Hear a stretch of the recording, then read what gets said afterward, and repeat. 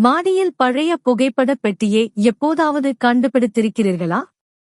நீங்கள் அவற்றை புரட்டி பார்க்கிறீர்கள், கொஞ்சம் தூசி படிந்த, கொஞ்சம் மங்கிப் போன நினைவுகளை பார்த்து இருப்பீர்கள். ஆனால் நீங்க ஏதாவது தவறாக கவனித்தால் என்ன செய்வது?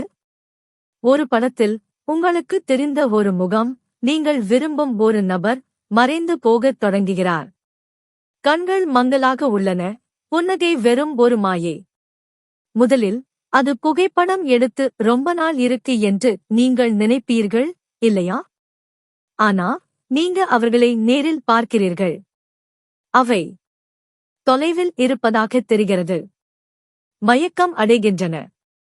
புகைப்படத்தில் உள்ள முகம் எவ்வளவு அதிகமாக மங்குகிறதோ அவ்வளவு அதிகமாக உங்கள் வாழ்க்கையில் உள்ள நபர் துண்டு துண்டாக மறைந்து விடுகிறார்.